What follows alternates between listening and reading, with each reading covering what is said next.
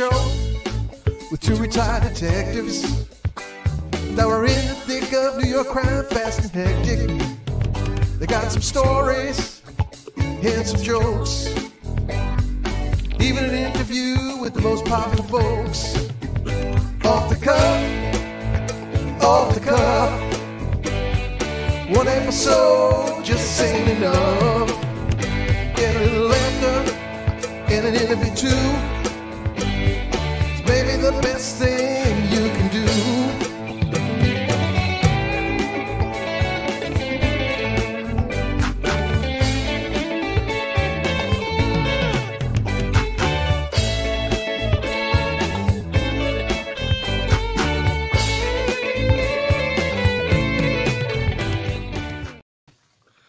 Hello, everyone, and welcome to Police Off the Cuff Real Crime Stories. My name is Bill Cannon. I'm a retired 27-year veteran of the NYPD. And with me tonight is my co-host, straight out of Brooklyn, retired Detective Phil Grimaldi. How you doing tonight, Phil? Pretty good, Billy. How about you? I'm doing great. You know, we're going to start the show tonight with a great story. A missing 4-year-old girl in Australia by the name of Cleo Smith. They just found her. And it sounds like an unbelievable story because someone is under arrest right now too for this. Apparently, it was an abduction, and we're gonna go to the tape because it doesn't always happen. I mean, look, we work the case of Summer Wells, we work some of these other cases, and they don't always end in this way where it's a happy ending. Now, chances are she was kidnapped by this man because someone is in custody, and the police in Australia are very tight-lipped right now, but I'm so thrilled to be able to start this show tonight because I didn't expect to start the show tonight, but I started reading in the chat. Everyone was saying, oh, this girl Cleo from Australia who's been missing. So let's just go to the tape right now. Okay, and we'll play this. One this morning is when it all happened. Police broke into a home in Carnarvon. They found her in her locked room. An officer picked her up, asked her what her name was. She said, "My name is Cleo," and that was pretty much it. And they've got a man in custody at the moment. But incredible police work. A huge amount of effort has gone into this. It's been the first weekend of October that she went missing. It was early hours of that Saturday morning that she was last seen. Her mum, she asked her mum for a drink of water. By the time her mum woke up at 6 the next day, she was missing. So, incredible police work. They've had 100 officers on this, working on this, 50 up in Carnarvon, 50 down here. They've been working with the AFP. The FBI was even involved. There was secret technology going into all of this. They used satellites. They've used everything that they have on this. They've had specialist trackers going into this, using telephone towers to track whoever was in the area. They've had over 1,000 calls to Crime Stoppers, which was incredible as well. And they said just yesterday that her abductor may not have been captured on any security vision just because of how vast this country is, and that there was limited security footage and even dash cam footage. So it'd be incredible to see what comes out of this, and incredible to see what police say today. Yeah, it certainly will be. And given they've got this guy in custody, interesting to see what transpires through all that. Our reporter not far away from that police station in Carnarvon too, so we'll be there as soon as we can. But we did just hear from West Australian Police. It's worth having another look at this. It's my privilege to announce that in the early hours of this morning, the Western Australian Police Force rescued Cleo Smith. Cleo is alive and well. A police team broke their way into a locked house in Carnarvon at about 1 a.m. They found little Cleo in one of those rooms. One of the officers picked her up into his arms and asked her, "What's your name?" She said, "My name is Cleo." Cleo was reunited with her parents a short time later. This is the outcome we all hoped and prayed for. It's the outcome we've achieved because of some incredible police work, and I want to thank Cleo's parents, the Western Australian community, and all of the volunteers. And of course, I want to thank my colleagues in the Western Australian Police Force. I can confirm that we have a man from Carnarvon in custody who is currently being questioned by detectives. We'll have more to say on the rescue of Cleo as the day unfolds. Now, welcome home, Cleo. Such powerful words, that, isn't it? Welcome home, Cleo. To imagine, you know, her mum, Ellie, getting a little girl back in her arms for the first time since October 16 when she went missing. What was really interesting here, Lucy, is that so she was found in a house in Carnarvon. That's not too far away from where they were camping, about 70 k's away. Not at all. And it's incredible to see, you know, just how police have done this. I mean, I think they knew that Cleo was still in WA. I mean, as I reported a couple of days ago, they were going through rubbish as far south as Geraldton, that's 500 k's, and as far north as Manilia Roadhouse, which is only 100 k's. They didn't say why that they were zoning in on that area, but they obviously had some kind of clue or some kind of hint at the fact that this person was close. And to think that this person probably lived very close to the family's home. I mean, they were Carnarvon locals. That's frightening. Little Cleo was probably wondering, I mean, they probably crossed paths at some point. I mean, that's incredible. So, yeah, insane police work here. I mean, they've been doing it every single day. Huge amount of resources going into this. And I've spoken to police on this and some that aren't on this. And they've said it's incredibly huge hours going into it and huge resources. I mean, it was described as one of the most complex cases in WA police history. Look, it was a tough one too, wasn't it? I mean, especially for her parents, doubly tough with all the criticisms that were coming. Also, the police investigation meandered at times through to their own house. We saw evidence being collected at various points. There were all kinds of awful accusations online that the parents had to deal with, mum and stepdad. And, you know, no one really knew for sure what had gone on, especially, as it turns out, the parents. Now, for them to have her back in their arms in the wee small hours of this morning, can you imagine? I mean, can you imagine?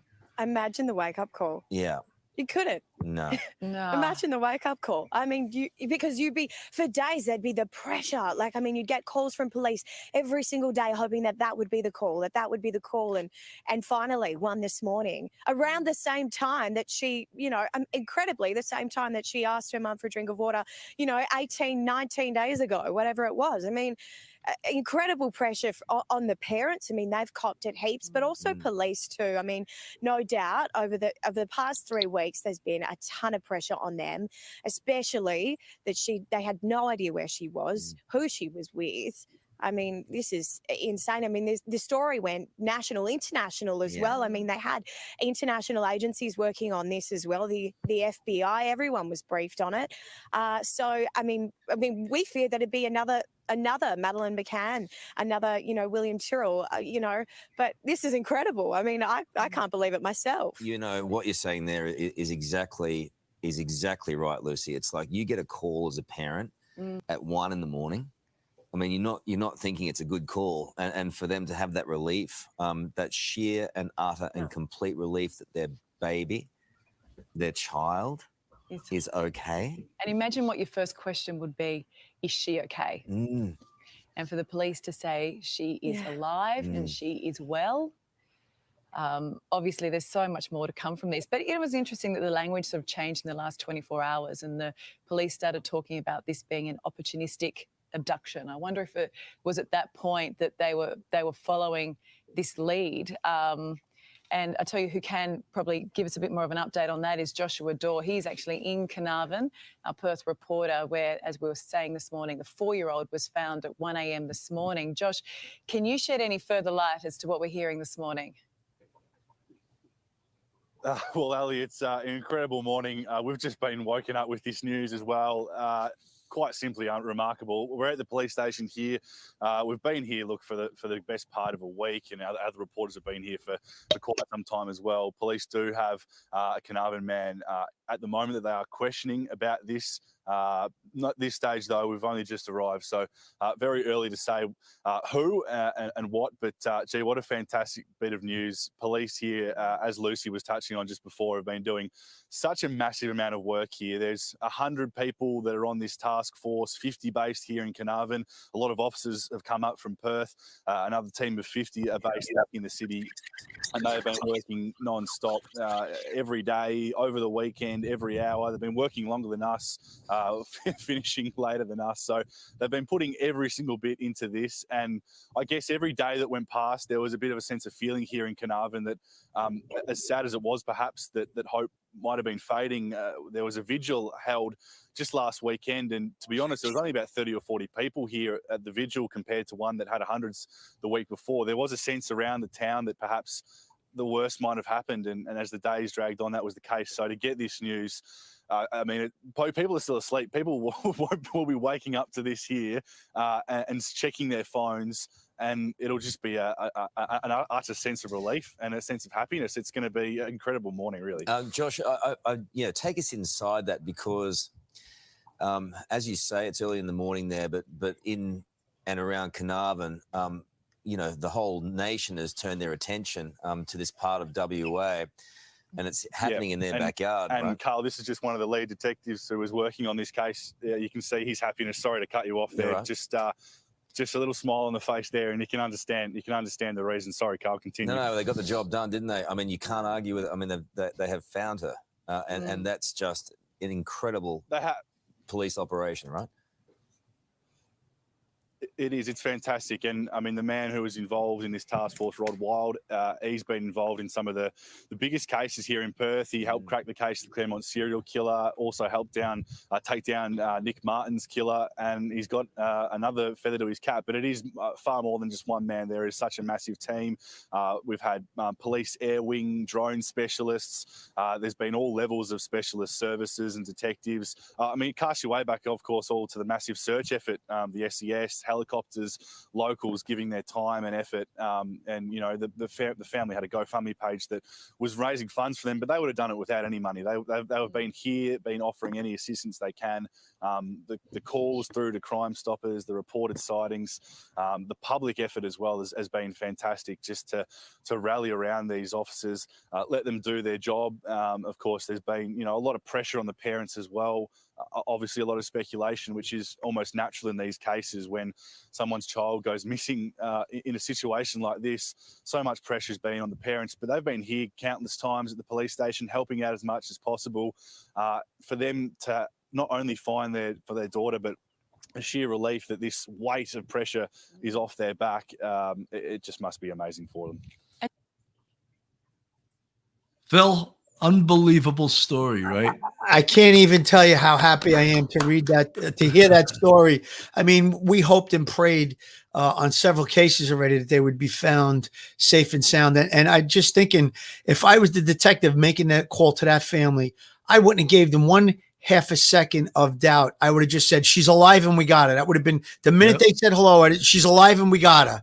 And that would have been it. So, not even like a half a second that they'd have to say, oh my God, is this a bad call? Amazing. Like in these cases, we all worked the Summer Wells case, and she's still missing and never been found. And many of us, we have our thoughts on that case. But I don't want to ruin this case by talking about that right now, because this case is fantastic. The police work was astounding. 3 weeks she was missing, and they found her, and they got a perp under arrest right now. And I don't want to conjecture anything that may have happened to the child, but usually these cases end in a murder. And this little 4-year-old Cleo is alive. I mean, the whole country has to be rejoicing now. Just amazing. Absolutely, Billy. And, more times than not, these cases don't turn out well. This one turned out well. Let's hope that she wasn't injured in any way, shape, or form. I'm sure that we're going to be getting further details on what happened while the 3 or 4 weeks that she was almost like 3 weeks. I'm saying 19 days or something. So it's almost 3 weeks that she's been missing. I'm sure we'll get further details on that. I'm just hoping and praying that there wasn't anything horrible that happened to her. Thank God she's safe and sound, and she could be back in the arms of her parents. That's just such a blessing. And I guess it gives us renewed hope that maybe in a case like Summer Wells that something similar could happen in that case. I really hope and pray. You hope, Phil, you hope so. You hope so. You hope that she could still be alive. And, we've conjectured a lot in that case, and the fact that you and I think both felt from the beginning that Don and Candace were involved. And I mean, I still feel that way. But could there be a possibility that Summer Wells was abducted? Absolutely. We didn't think so based on a lot of the evidence presented. But let's talk about the investigation in this case. Without even knowing what they did, we can conjecture, look, they used technology. They used drones. They probably ran, they found out probably who this guy was some way, and that maybe he was a pedophile. Maybe he had a sex offender history. Maybe they ran all of the sex offenders and pedophiles in that community, and they came up with him, and they did surveillance, and they came up with something. They did great police work, and look, they found her before they found him. So they obviously had his house, and they broke into the house, and voila, there she was. Unbelievable police work. Thank God for that, Billy. Again, we can't say it enough times. We don't see too many happy endings in these type of cases, and this is one of them. So, kudos to the police department. And it was Australia, correct? Yes, Australia. Yeah. What a beautiful! Did you see the country? It was so beautiful. Yes. I mean, with the water rushing up onto the rocks and coming through like a spout, that was really some sight. It was beautiful there, and it sounded like, from what they were saying, that the house where she was recovered wasn't far from the family's home. Sounds like maybe someone who was a predator or was stalking them or something to that effect. But I'm sure we'll be getting details on that. I looked on my phone as that tape was playing, and it's 11 o'clock in the morning. It's a little after, actually, 11 a.m. So this all just broke in the last few hours, I guess. And the technology may have come into play with this. There could have been a tip. Maybe someone was acting out of the ordinary while he had this little girl in captivity, wasn't showing up for work or something. Who knows? But I'm just glad that she's safe and sound and returned to her family. I've worked kidnappings before with the homicide squad, and luckily all the ones that I worked on was solved. And one of them, I recall, like a 4-year-old boy was kidnapped out of a restaurant on 170th Street and Broadway. And the thing was, the woman who kidnapped him was like an EDP, an emotionally disturbed person. And she had lost 2 kids. I don't know if the kids were taken from her. So she took that kid and insisted. I remember the case, Billy. I remember. Yeah, and insisted the kid was hers. And luckily, she brought the kid home to her parents' house. And the parents were like, "Where'd you get this kid from?" "Oh, he's mine." "No, he's not." And they called the police, and we went down and picked the kid up. She got arrested. I think she probably wound up in a mental hospital. Just think of those parents. For the hours that their 4-year-old son was missing. Think of these parents, that the 3 weeks that this little girl was missing. Oh my God, And she's just such a beautiful little thing. And I can't even imagine 3 minutes. 3 minutes. And these parents went for 3 weeks. But that photo that you showed at the end, or that the broadcasters, the news station showed, I mean, they look like such a beautiful family. That looked like a picture that they all posed in white. So they look like a real beautiful family. And hopefully they can get their lives back on track, and probably hugging the hell out of that kid right now, kissing her up. Someone in the chat said that this guy lived 7 minutes from Cleo's family's home. Yeah, that's a scary thought. So this could be someone that is a sexual predator. He could be a pedophile. We don't know who he is, but thank God that they found this little girl before, something horrendously nefarious. There she is. There's the little girl on the screen. I mean, what a happy ending to this story. Yes. And as we said, in our police careers, we don't get these kind of happy endings very often, And you gotta take it off to give it to the police. International agencies working on this as well. God bless her. God bless her. Can't say it enough.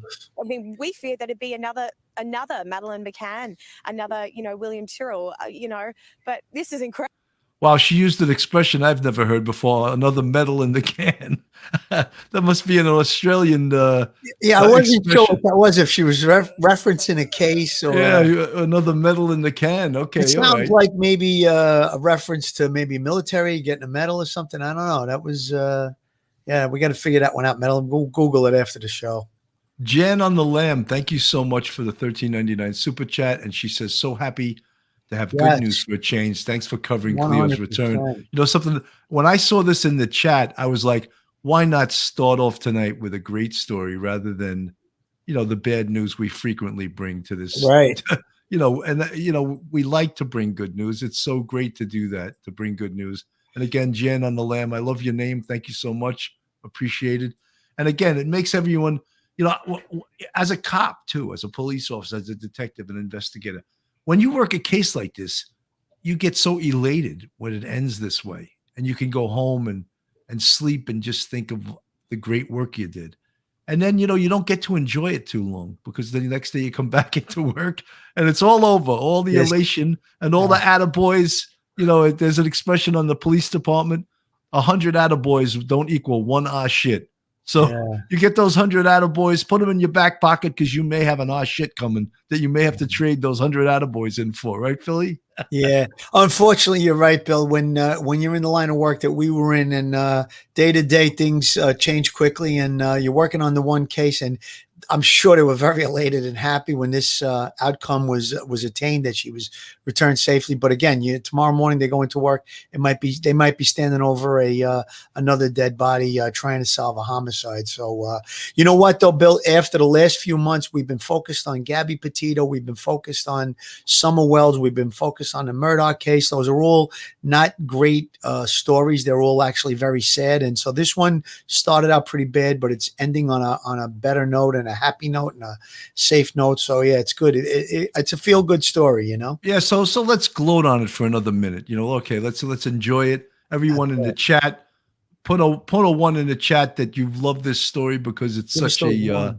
fantastic ending. And thank you, the folks in the chat that brought this to our attention right at the beginning, before the beginning of the broadcast, because it's such an important story. Donna Lewis, thank you. Jan Bernard, good evening, Bill and Phil from Ontario, Canada. Ontario, I love that, Ontario. So we're going to segue to another story, and this. Bill, can I just say one thing before we segue? You could say whatever you want. Had made a point earlier today to say that there was a Phil Grimaldi fan club. I think it was her daughter's drama class. I see it in the chat now, out in the NorCal drama club. She mentioned the teacher earlier today, and I think the daughter's name was Shannon. So shout out to them. Thank you very much for the nice comments and the nice words. Hey, I don't want to hear about Phil Grimaldi fan clubs, all right? Well, they mean police off the cuff. I'm just kidding, Phil. Don't take they were buttering you up on the. All right, they were buffering. They were dipping them in butter. All right, that's okay. All right, one of the things with the whole Gabby Petito case was the Northport Police Department was a small police department where Brian Laundrie's family lived, and most of the investigation should have and would have taken place there, but there was some problems. So Ashley Banfield covered that last night on her show and was talking about how the Northport Police Department made one of the biggest mistakes on this case. And we're going to just play a little bit of the video. And this isn't as happy a case as the case we just covered, but I'm going to share the video, and we'll watch this for a bit. Okay. I'm so ambidextrous putting all this on the screen. God bless you, Bill. God bless you. This ain't easy. Welcome to Banfield. The chief of the Northport Police Department is doubling down tonight. He is meeting his critics head on, answering to complaints that Brian Laundrie managed to sneak out of his parents' house, even with a live police camera trained squarely on the home. It was a colossal mistake that resulted in the death of Brian Laundrie, the only person of interest in the case. It also means that Gabby Petito's family may never have the satisfaction of true justice in her death. So you would think that the chief might offer up some regrets, maybe an apology, perhaps an explanation.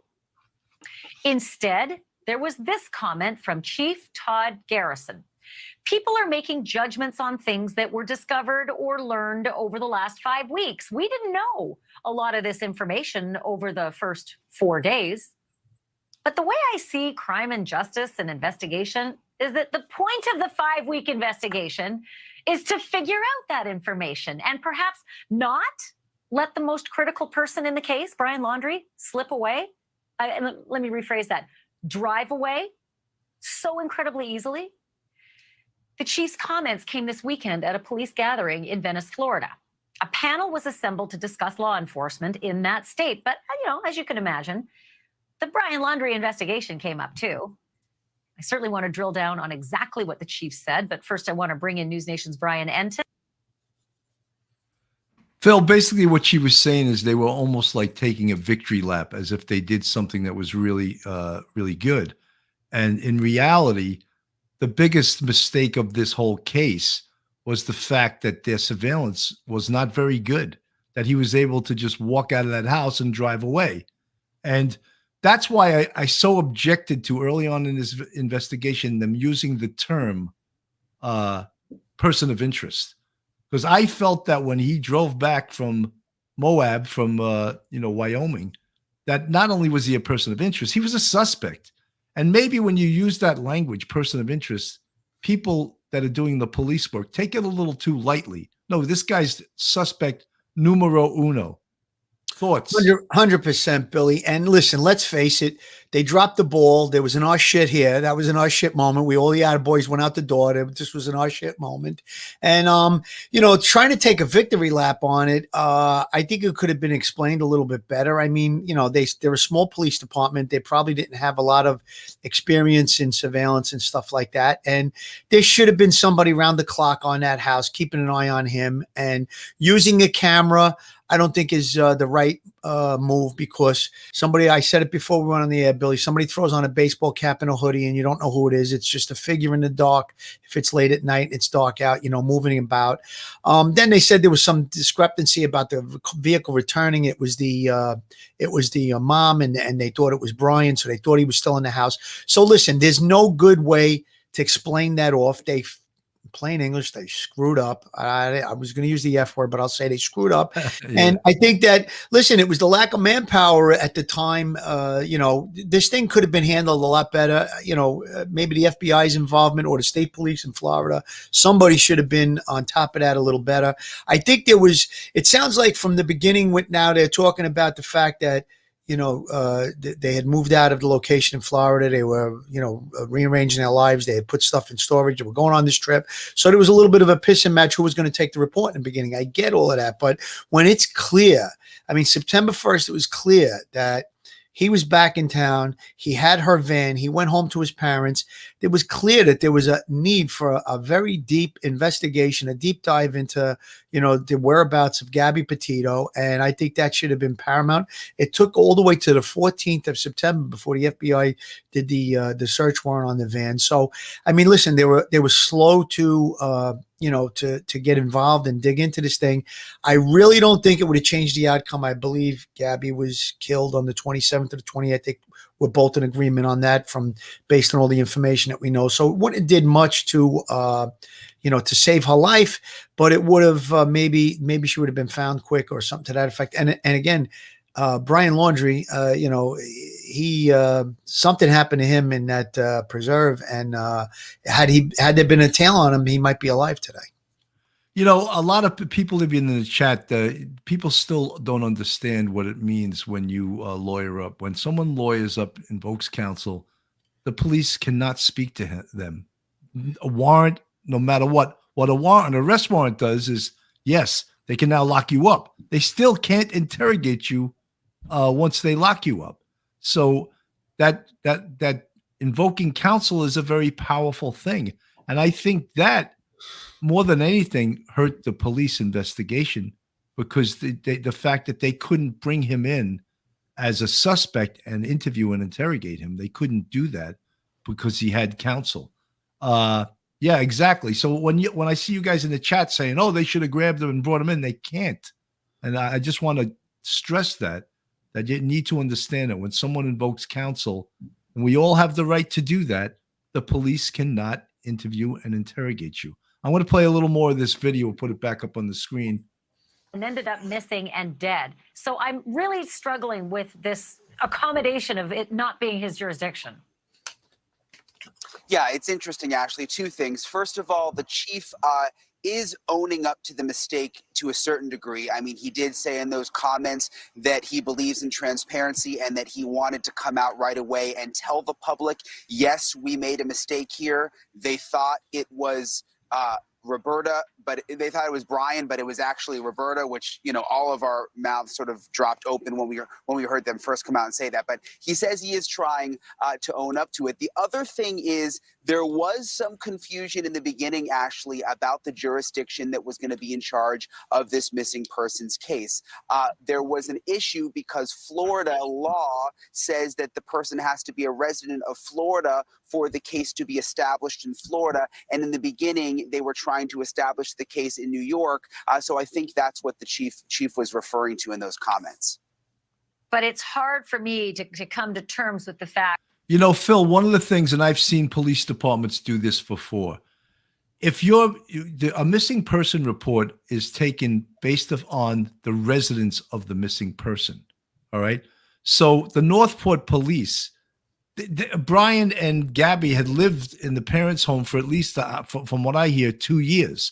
Now, because they went home to her home in Long Island for 2 months, I don't believe that establishes residency for them on Long Island. So they were playing ping pong with who should take this case. Should the Blue Point police in Suffolk County take it? Which really makes no sense because the whole case is in Florida. The investigation belongs in Florida and in Wyoming.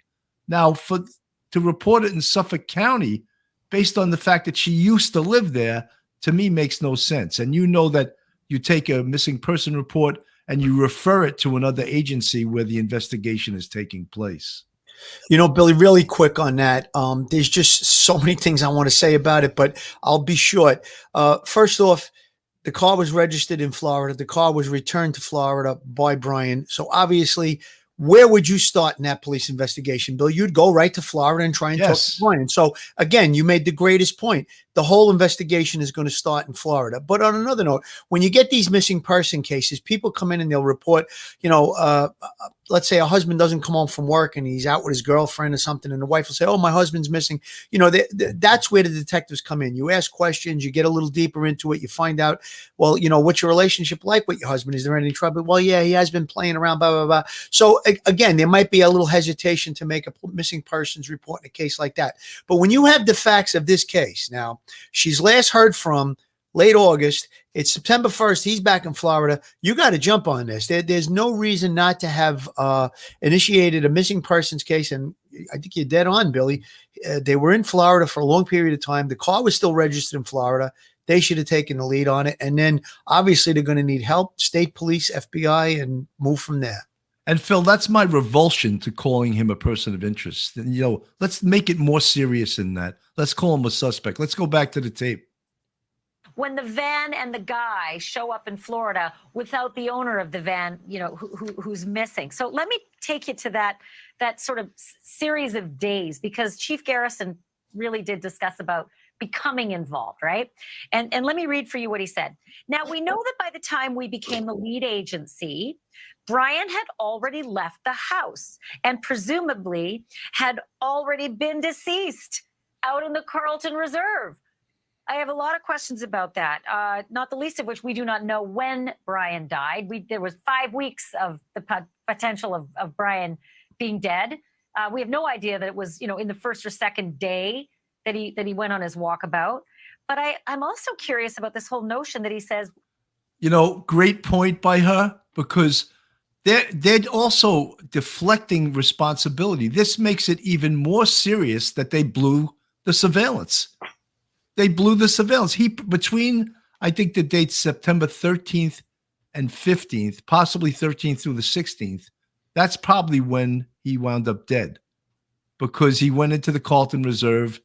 They blew the surveillance, and probably between those dates, and I'm not going to say suicide because we don't know if he in fact killed himself, but, you know, for the police department there to, you know, not take responsibility. Yeah, you blew the surveillance. You totally blew the surveillance.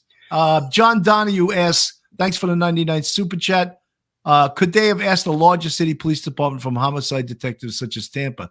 They could have asked for help from the state police. They could have asked for help from the FBI. They're only a 17-person Police Department. So obviously their experience in a case like this is probably not too One much. detective too, by the way, Billy. Of all those people, only one detective. Most of I think it was only 30% were patrol force members, and one detective. So obviously they needed help. Let me go back to this. We became the lead agency 3.5 days after September 11th, which would be September 14th or 15th, Brian, which is the day after he went on the walkabout, and then the day that Roberta came home in the car, and it wasn't Brian. So he was the lead agency at that very time. And he was the lead agency when he said, we've got eyes on him. And he was the lead agency on the Friday when it was Brian's now officially missing. So I'm struggling with this whole notion that, well, we weren't the lead agency when it mattered. You know, Phil, I think, again, the chief, and his name is Todd Garrison, the chief of the Northport Police Department. I think he's trying to toss the responsibility, and the responsibility stops with him. They were the lead agency, but it seems like he's not accepting the fact that they were the lead agency. So what are you trying to say? That you didn't do what was right? You didn't work hard on the case because you didn't know if you were going to be the lead agency? I find that to be a little bit strange. Yeah, in the NYPD, as you know, Bill, when there's a homicide, the investigating team, the investigating agency, not the agency, the different areas of the city, wherever the body is found, that's where the homicide would actually be investigated by that area, so that precinct would cover it. Now, there's been cases where a body was found in one location, but there was enough evidence to prove that the person was killed in another location when they found the crime scene and stuff like that. So it sometimes shifts. But in this case, we didn't know where she was. It needed to start there. They're trying to deflect, like you said, and I think that that's a little problematic. Maybe not taking a victory lap would have been a good idea, and just trying to say, it was obviously a manpower shortage that we put the cameras and it got past us and was a mistake. But we'll do better next time. Something to that effect. Yeah, I think it's okay, but agency in the beginning, because technically Brian and Gabby left from New York, and at that point we thought the New York authorities were in charge of things. But you brought it up. Bottom line, lead agency or not, they were doing surveillance on the house. They were setting up cameras. They had an officer out there watching. He has admitted that himself. And he has admitted, bottom line, that the officer thought it was Brian returning home, but it was actually Roberta. Okay, so to that point, Brian, I kind of had to pick my jaw up off the floor and put it back on my face when I heard this one. And this has to do with that moment of misidentification, which to me would have maybe evoked the most contrition in this case. Nah, I'm wrong. So here again, these are the words of the chief, quote, "The surveillance team told me, Chief, Brian was seen going inside the house. It was 100% in my belief that what the team told me was accurate. There was nobody more surprised about that than me. As a leader, what do I do? Do I not tell the public what's going on? Do we conceal it, cover it up? No. People want open transparency and honesty from their law enforcement officials. Yes, we made a mistake. It was human error, but I still stand by my team." And to that, I say, transparency is divine. And thank you for noting transparency. But I counted the days between this fiasco boondoggle business and the actual transparency. And Brian Enton, it took 40 days. 40. 40 days. If you're counting in weeks, that is 5 weeks for that transparency to happen, and only after the body was finally found in the reserve. So is 40 days really transparency? And we were... I think that, the fact that they screwed up and they admitted to it, that's neither here nor there. Yeah, you screwed up. I would also like to know, were you relying on the cameras as a surveillance tool? Or was someone like monitoring the cameras from another location? That's not surveillance. I mean, you got to have bodies there. You have to have actual detectives there watching the back and watching the front.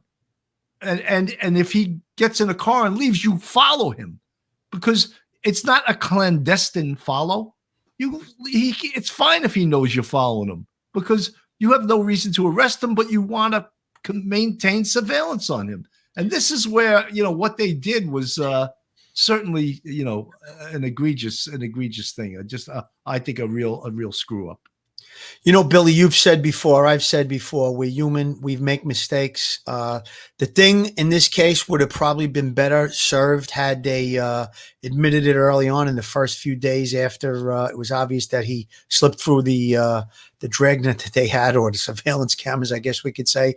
But and she made a great point. It's 40 days. So had they come out in the first few days, this part of the story would have been 30 something days behind them, So I think that's probably, would have been the better way to go. I guess in hindsight, 2020 Monday morning quarterback. And that's the way it looks. It would have been better. But, these cameras, I don't know if there was even somebody monitoring them 24 hours a day, Billy. It could just be a motion sensor that it goes on and then it alerts someone and they look at it, or maybe they look at it after. Who knows, But listen, the FBI was plugged into this case. Of course, they did the search on the 14th. They have plenty of manpower.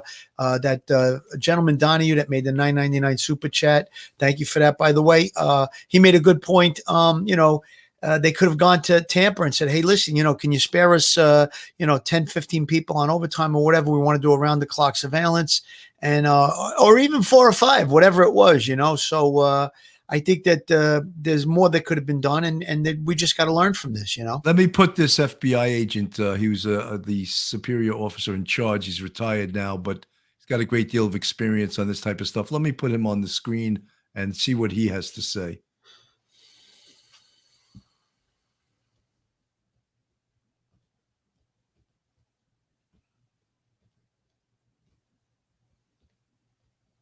Nothing's playing, Bill. I don't know if you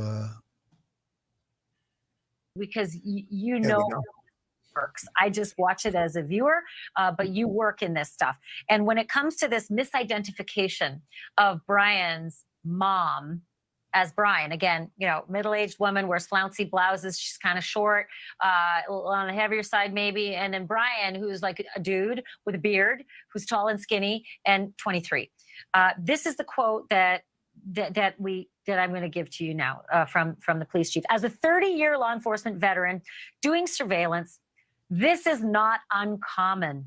And if any expert out there says it is, they're lying to you.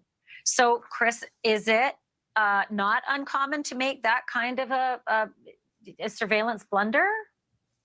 Well, I'll just say this was not their finest hour, and it's certainly no time to spike the ball in the end zone.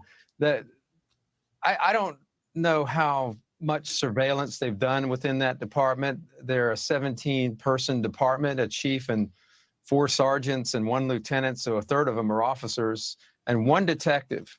So I doubt they've had much experience with surveillance. So I would question their frame of reference in terms of how to do surveillance and what types of surveillance there are.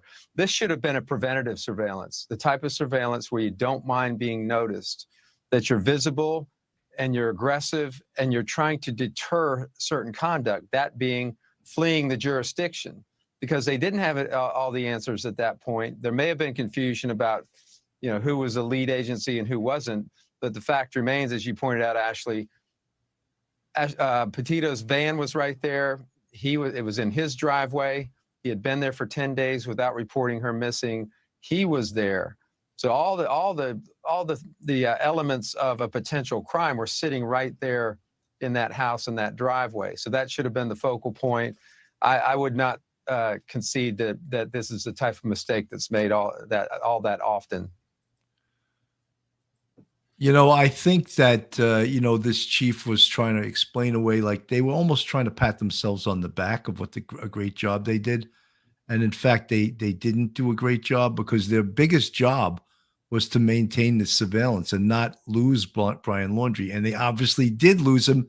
And then we know how it ended, so that was, I'd love to know, did they physically have surveillance? Did they have bodies on this 24/7 with a 17-person department? I doubt that they did. Then they should have asked for help. They should have asked for help from the state police, And Phil, we know sometimes police departments within this whole defund the police environment we're living in, they may not want to spend the money. They may not want to spend the overtime money of putting someone there for 24/7. Billy, not that they don't want to spend the money. They can't spend the money. They took it away from them. So, yeah, I get that part of it. But that FBI agent made a great point. It should have been a high-profile surveillance, meaning that they should have been out there with a radio car or radio cars in uniform, not trying to hide in the do a real surveillance. That should have been a high-profile, you can follow anybody, anywhere, anytime, especially someone that's a person of interest. That we hate that term so much, but he was a suspect. It was obvious. He knew where Gabby was, and he was the last person to see her. So to follow him, I don't think it would have been an issue. They kind of made a screw up there with that.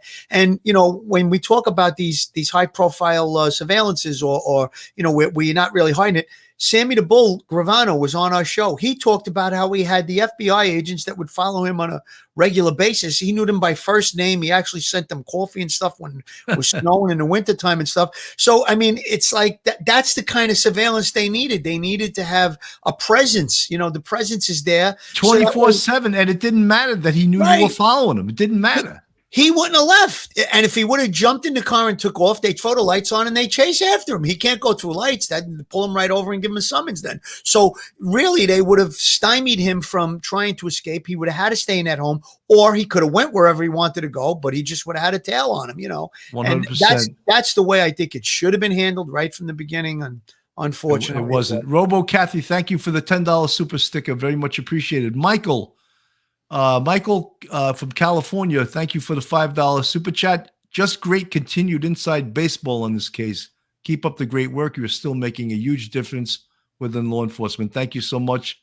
We really appreciate that. Thank you, Michael. So, we don't take any enjoyment out of bashing another law enforcement agency. Of course not. When someone does something wrong, we'll point it out. We'll definitely point it out. And I'm sure mistakes are made in every investigation, every large investigation. In fact, I would always like to, after an investigation, do a critique on what you did right and what you did wrong, even successful ones. What did we do right in this case and what did we do wrong? Sometimes you do things wrong that maybe stopped you from bringing an end to the case sooner. Maybe you made mistakes that were so critical that you didn't solve the case. So it's always good to critique your work. And that's probably a good thing to do in any field, not just police work, because then you won't make those same mistakes again. Thoughts, Phil? 100%, Billy. You mean the old saying, you learn from your mistakes. And if there's things that you do during the course of an investigation, and if you can reflect on it back and you're not going to do it again going forward, obviously you learn from your mistakes. But that chief, I guess he was from the Northport Police, he was saying that these type of things happen in surveillance. There's two things that I can say do happen a lot of times in surveillance. One, you get made, meaning if you're doing a real a tight surveillance where you don't want to be noticed. Sometimes you follow the guy a little too much and they figure out that you followed him for whatever reason. Those are the types of things that happen a lot. And the other thing that happens a lot is you lose the subject. It's very difficult to do surveillance. Not an easy thing. People think, and when I was in the private investigation business, when I first retired, you try to tell people you need 3 guys. What do you mean 3 guys? 1 guy? No, it doesn't work that way. 1 guy will get made in a minute. You need at least 3, sometimes 4 people. And then you have all different kinds of surveillance. Sometimes it's on foot. Sometimes it's in a car. And in New York City, we would have surveillances started out in a car. And next thing you know, the guy's jumping in the subway or getting on a bus or something like that. So those are the type of things. Those two things do happen a lot of times. Philly, I just want to mention Stephen Revo Gates. I love his comment here because it brings me back to homicide. I missed the huddle in the squad for a homicide case. Everyone throwing ideas and theories out there. And, we Stephen, say that all the time. I used to call that theorizing, hypothesizing, and then as a boss, I'd say start typerizing your reports, So let's do some hypothesizing and theorizing, then let's typerize the reports because you have to do that before you leave, right? I would refer to it as spitballing the case because there's nothing better than a bunch of detectives that are in the middle of an investigation, putting their heads together, coming out with, you sort of like sharpen things up and you start to go and point, everybody points in one direction and not purposely. It's like, well, we did this, we did that, and everybody goes into agreement. All right, this is the next thing we're going to do. That's a great idea, or several things, So yeah, spitballing the case or hypothesizing and theorizing. Yeah, that's how it works. That's the true homicide investigation. Phil, go to this commercial. Start hypothesizing. I'm going to hypothesize on Joe Murray, attorney at law, who happens to be a great defense attorney. Have you found yourself in a jam? Are you in need of legal counsel in the New York area? Do you need a victim's advocate? Well, Joe Murray is your man. He's not only an experienced trial attorney, he's also a retired 15-year member of the NYPD. He knows both sides of the fence. His website is jmurray-law.com. That's jmurray-law.com. His telephone number is 646-838-1702, 646-838-1702, or you could email Joe at jmurray-law.com. That's Joe at jmurray-law.com. And he has a very interesting website. It's worth a look. Guys, this is Dee, and Dee is a court stenographer, but she also has a business, and that's it on screen. Dee's Designs 107. What better way to honor our first responders than a personalized Christmas ornament that will act as a reminder of their hard work and dedication? Each ornament is 3 by 5 inches wide and can be customized with a name, a badge number, a county, etc. There's also room on the back for an engraved personal message to your favorite first responder. Each ornament has a few different variations depending on your likes. Please contact us and let us help you create a very unique gift for you to give to your first responder. Please leave all details in the customization box for name, etc. on the front of the ornament. And if you like an inscription on the back, leave those details in the customization box as well. You'll receive confirmation before anything is printed. Dees-designs-107.myshopify.com. Christmas is coming up. What a perfect time to order some of this stuff. Yeah, and if anybody wants to get me a gift, I wouldn't mind one of those. Seriously, that's a beautiful handmade gift. It's made out of quality material, and you'll put it on the tree every year. So definitely, you can hang it on the board like behind me or whatever. I think it's a really nice gift, and wouldn't mind one. No, 100%. And this is the time of the year. I always said once November hits, yes, before you know it, the damn whole year's over. And it's you blink your eyes and it's here. That's for sure. I'm just going to play a little bit more of this, and if I can. He was there, so all the elements of a potential crime were sitting right there in that house in that driveway. So that should have been the focal point. I would not concede that this is the type of mistake that's made all that often. I've done surveillance too, and I'm not a police officer. I'm just a reporter. But I also know that if you decide to go to Starbucks, you do at your own peril. If you miss that thing that happens in 30 seconds to a ouch. Yeah. That, she's implying that the cops that were on the surveillance went to Starbucks. Of course, that's a no-no. You'd never, ever, ever leave the post when you're on a surveillance. If you need a coffee, you get someone to get it for you. You never leave that post, Listen, you're going to be taking personals. You have to go to the bathroom. You might need a cup of coffee, but you coordinate, like you said, with your colleagues, and you get that done. And I'm just glad she didn't bring up Dunkin' Donuts, because we know where that would go. That's right. A minute, that's on you and your Starbucks. But whatever it was, they missed an entire car backing out of a driveway with a bearded kid in it, and then somehow didn't get it that it was a mom coming back. Okay, so the next thing I wanted to ask you about, this one really kind of got under my skin. So this is what the chief said, quote, "I can tell you one thing, the amount of work that was done behind the scenes 24 hours a day from our team and the FBI working on the second floor of the police department was phenomenal work. That work led the search teams to locate Gabby Petito, deceased." Just let that sink in for a second. Let me repeat it. That work led the search teams to locate Gabby Petito, deceased. Yep. I want to remind everyone, our primary focuses the first couple of days was to find Gabby. If Brian did go on the run, he would be found. I was confident of that. So I don't even know what to ask, but I'm pretty darn sure that Red, White, and Bethune found Gabby and Brian's van, and then were able to help the police find Gabby's remains. But I really am quite certain that it was not the Northport police chief, who's now taking credit for that. Yeah, again, they have one detective in that department. By the time when Gabby's body was found, that created federal jurisdiction. That there may have been the peripheral involvement of the FBI up until that point, but once that body was found, I think the FBI went into high gear, and they have evidence response teams. They have the resources to man the call centers. They have the resources to chase down leads nationwide, put out appeals to the public, and follow up on those leads. So, you know, they may have been part of a much larger team. And when I say larger, more like a national level team of FBI and other law enforcement agencies. But I think he may be stretching a bit to say that their actions resulted in the location of Gabby's body. I don't think that's the case at all. You're just a very wonderfully well-spoken diplomatic person. I am not. And I want to bring Brian Enton back into our conversation, Chris, because he just came back from Wyoming, from Utah, retracing those steps. And Brian Enton, to be clear, it was Red, White, and Bethune spotting that van. So we know the story of how Gabby Petito was found. It was from the surveillance cameras, the GoPros that the Bethunes had on the front and the rear of their I guess call it a Winnebago, the trailer that they live in and travel around in. And then when they reviewed it, they saw the van there, and the rest was investigation. I believe they called the local police as well as the FBI. And then shortly thereafter, I think Gabby's body was recovered. They said 1,000 yards now from the van. We had been saying, 1,000 feet. We had been saying 250 yards. Semantics, but right very close to where van was. That's a lot closer than 250 yards. So, yeah, that's a big difference. But, the call at some point when Jen and Kyle, the Bethunes, I mean, they were the ones that found the video of the van on their camera, on their GoPro. Maybe the call was made and they took the call and he's taking credit for it.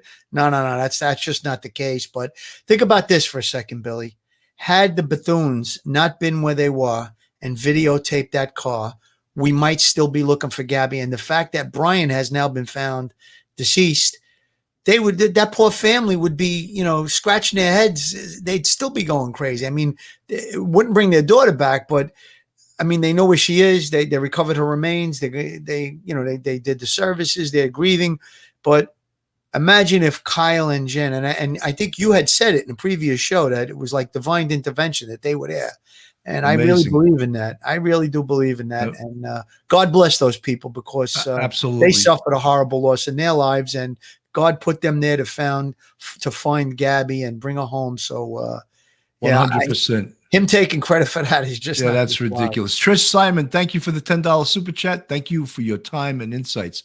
Maui Swift, we love you. We love you here from Police Off the Cuff family. Absolutely. You come to Coffee with Cannon in the morning. You're all over it. I even see you watching Mark's show, Police Off the Cuff After Hours. Thank you so much for your support. Thank you so much for your $13.99 super chat. And Maui Swift is from Canada, right? She's a runner. Name like that, you think in Hawaii, but Canada. I would think that, and cool. She's a runner too. She's a runner. She runs all the time. Speaking of running, Gisela Carson was on your podcast earlier. She was chatting. She told me she was on her bike, riding her bike through the Netherlands when she was on with you earlier today, Billy. She was watching Coffee with Cannon. I was like, how the hell are you? Cannon, that's it. I couldn't spit that out. Yes. Schmitty, thank you for the $2 super chat. And he wants to say dipped in Butterfingers. There's plenty of Butterfingers around after Halloween with all the trick-or-treaters. We cover such serious matters on the show, and it's so nice. We started the show, of course, with Cleo Smith being found, and how amazing it is to report a great story like that. And to also, we take no pleasure in beating up another police department, but we will point out when mistakes were made. Look, when I was a cop and Phil was a cop, when we made mistakes, trust me, it was pointed out rather severely, and you didn't make too many mistakes. Because if you did, they did something they called launch you. You would be launched to an area you did not want to work in anymore. like walking a foot post in Staten Island somewhere, right? Yeah. And Back to command, no meal, Billy. Remember back to that? command, no meal. That's right. Yeah. We didn't Only like New any York of that. cops will know what that means, but it Yeah. basically means you're on the shit list. So Return to command, no meal. that's We it. we're gonna try to talk just briefly about. I think it was. Wait a minute, I got to pull this up. Don Wells was arrested. I'm going to pull up a little video on him, and we Dirty all know Don. we all know who he is. He's the father of Summer Wells, and he just got arrested very recently for driving. They say driving under the influence. In New York, we call it driving while intoxicated. So I'm going to play a little bit of this. Breaking news at 12:30, the father of a missing 5-year-old, Summer Wells, arrested twice in 3 days, the second time for violating probation. Thanks for joining us. I'm Casey Marler. Don Wells was initially arrested Saturday on several charges, including driving under the influence. While in court for hearing on those charges this morning, Wells was arrested for violation probation. ABC Tri-Cities' Ansley Daniel was in court this morning and explains what happened. Ansley? Casey, Donald Wells was immediately booked in and out of the Hawkins County Jail after being arrested during his arraignment this morning following his DUI arrest over the weekend. I'm told that he bonded out on an OR bond, which is also known as being released on his own recognizance. That's where a person is released after promising in writing to appear in court for all upcoming proceedings without posting bail money. Per the judge, we had to submit a request to be in court 48 hours in advance. However, Wells wasn't arrested until late Saturday night, and a quick order had to be signed for me to even go in with just my pen and notepad. Earlier today in court, though, around 9:20 this morning, Sheriff Ronnie Lawson entered the courtroom. That's when another officer placed Wells under arrest for alleged violation of probation. Following his arrest, Wells approached the podium. He told the judge he wasn't sure how he could keep up with the court expenses along with maintaining child support for his sons. At one point, he said the blood work from Saturday night's arrest would, quote, tell all, and added that he could possibly represent himself, but then he asked for a court-appointed attorney. The judge then asked him when his last day of work was, and he didn't give him a clear answer, but said that he had been working on his house and, quote, things for welfare in order to get the boys back. He also mentioned that he had been doing some, quote, YouTube things to help try and find his daughter. He then told the judge that he was going through a lot of things and a lot of heartache and would, quote, plead mercy from the court. Boyd appointed Wells a public defender and reset this hearing until February 6th at 1 p.m. to await the blood results from his DUI arrest on Saturday. Neither Judge Daniel Boyd nor Sheriff Ronnie Lawson were available to speak about what happened in court this morning or what happened over the weekend. I did see Donald Wells as he was released, and he declined an interview but spoke with us for a few moments. I'm still waiting on the paperwork for that violation of probation arrest this morning. As soon as we get that, we'll be sure to update you. Live in Rogersville, Ansley Daniel, News Channel 11. Thank you, Ansley. Don is the father of missing Summer Wells. The 5-year-old was reportedly last seen June 15th at her Hawkins County home. No one has been charged in her disappearance at this time. The Tennessee Bureau of Investigation continues to ask for credible tips. So the saga on this case continues. You and I had said, I always felt that he is a suspect in this case. And, it's got to be like 5 months that she's been missing, more than 5 months. And I always thought he's a perp. He's 100% a perp. He's been arrested numerous times. He's an abusive pedophile. And, why is anyone surprised he keeps getting arrested, And then apparently one of the other charges was he doesn't have insurance on his car. Like, oh, wow, how surprising, Yeah. Yeah. I think there was also a charge related to not paying child support or something. And the guy's a mess. The guy's a wreck. And listen, let's face it, right from the beginning of this case, Billy, you and I both pointed to the home, the family between Candace and him. They have some knowledge they're holding back on of what happened to little Summer. The key to the whole case lies with them, with the family. That's as far as we can go with that. It's really that simple. I'm sure the police are still in that direction. And I don't know, where the actual investigation is at this point.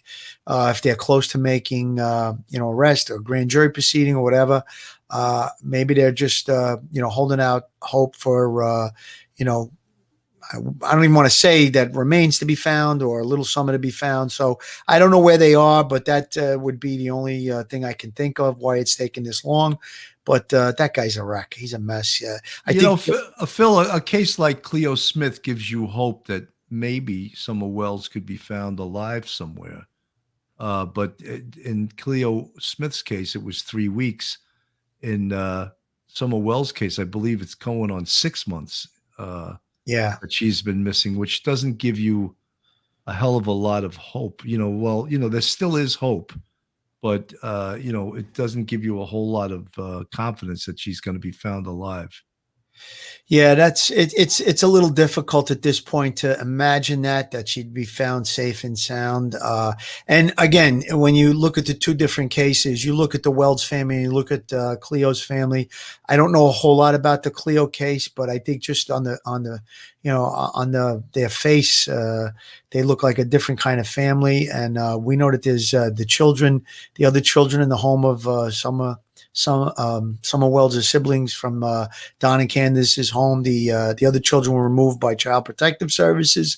So there's obviously a history of abusive things going on in and around Don's family.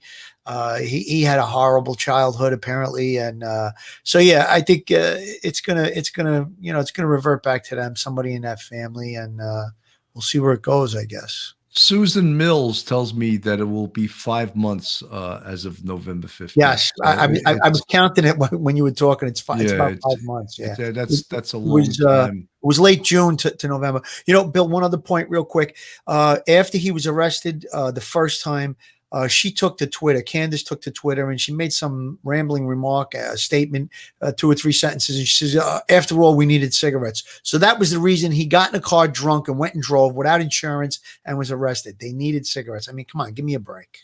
Yeah, it's crazy. Someone in the chat, and I don't know if this is true, Lisa Mosley, a neighbor in Australia, saw the guy buying diapers, and he usually doesn't. That would be a brilliant tip, and I hope that's true because that neighbor deserves a medal for that. It deserves some kind of reward.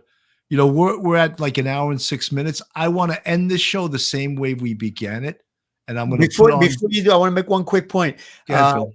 I referenced something like that in the beginning. I said maybe it was somebody doing something out of the ordinary. In the beginning of the show, I said that. I hope that that's true because that would be a terrific tip that led to the safe recovery of Cleo. Let's play a little of this and gloat on this great case Absolutely. by the Australian 2 thumbs police. up for this. 2 thumbs up. Family's home. I mean, they were Carnarvon locals. That's frightening. Little Cleo was probably wondering. I mean, they probably crossed paths at some point. I mean, that's incredible.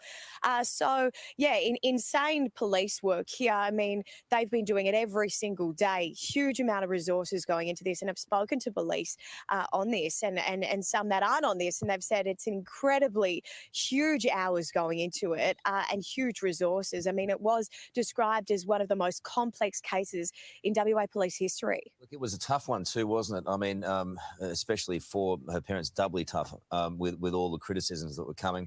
Also, the police investigation meandered at times through to their own house. We saw evidence being collected at various points. There were all kinds of awful accusations online that the parents had to deal with, mum and stepdad. And, no one really knew for sure what had gone on, especially as it turns out the parents. Now, for them to have her back in their arms in the wee small hours of this morning, can you imagine? I mean, can you imagine? Imagine the wake-up call. Yeah.